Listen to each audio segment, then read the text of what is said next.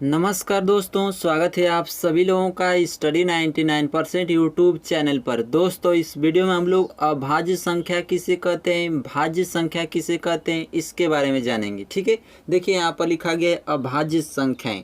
अभाज्य संख्याएं को इंग्लिश में कहेंगे प्राइम नंबर्स। ठीक है, और देखिए भाज्य संख्या किसे कहते हैं, तो भाज्य संख्या को इंग्लिश में कंपोजिट नंबर्स कहते हैं। ठीक है, अब परिभाषा समझिए कि अभाज्य संख्या की परिभाषा क्या होती है।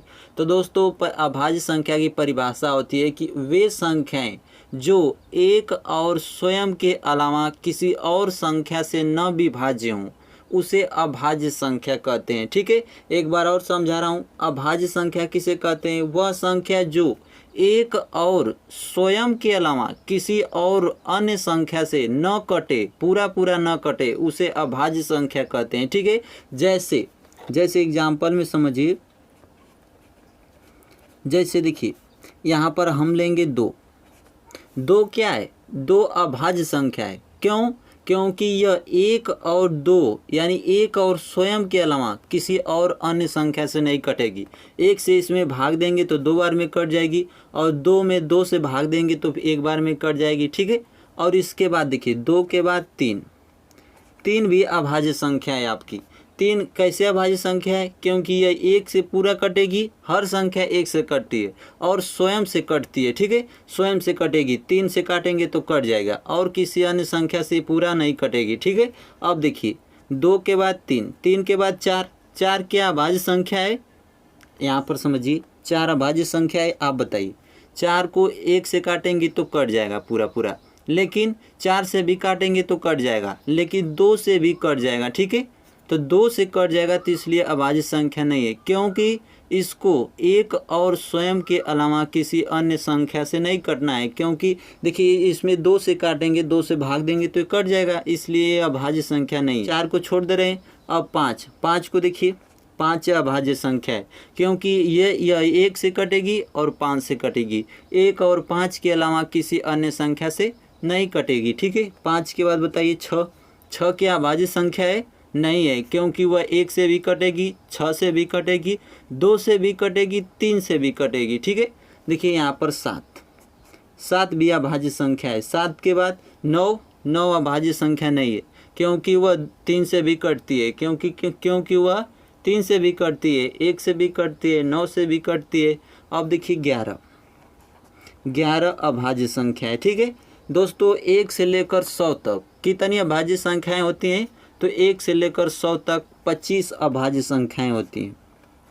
ठीक है, एक से लेकर 100 तक 25 अभाज्य संख्याएं होती हैं। देखिए वही संख्या आपको अभाज्य संख्या होगी जो एक और स्वयं के अलावा किसी अन्य संख्या से न कटे।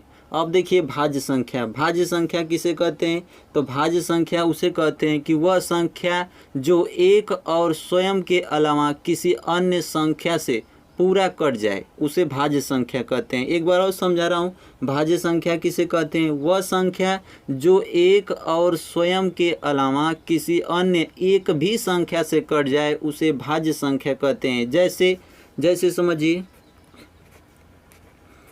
जैसे यहाँ पर ले लीजिए क्या, चार को लेंगे तो ये क्या है, भाज्य संख्या है, क्योंकि यह एक से भी कटेगी, चार से भी कटेगी और दो से भी कटेगी। ठीक है, और देखिए चार के बाद छः क्या है, छः भी भाज्य संख्या है, क्योंकि यह छः से भी कटेगी, एक से भी कटेगी, और उसके अलावा तीन से भी कटेगी, दो से भी कटेगी।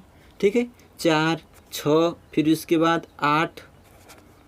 इसके बाद देखिए 8 भी भाज्य संख्या है, क्योंकि यह एक से भी कटेगी, 8 से भी कटेगी, दो से भी कटेगी, चार से भी कटेगी। अगर एक ही संख्या है, 8 और 1 के अलावा किसी एक भी संख्या से कट जाती है तो यह भाज्य संख्या होगी। 8 के बाद देखिए 10 क्या है, 10 भी भाज्य संख्या है, क्योंकि यह 5 से भी कटता है। ठीक है, 2 से भी कटता है।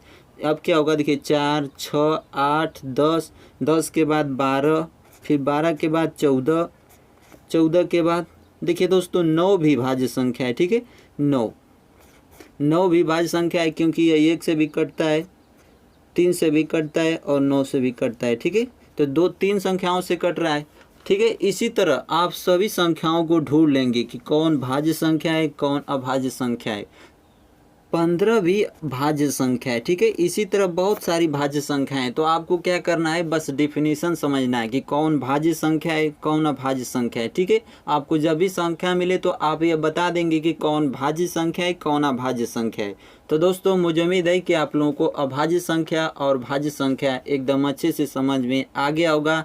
मिलते हैं नेक्स्ट वीडियो में। जय हिंद।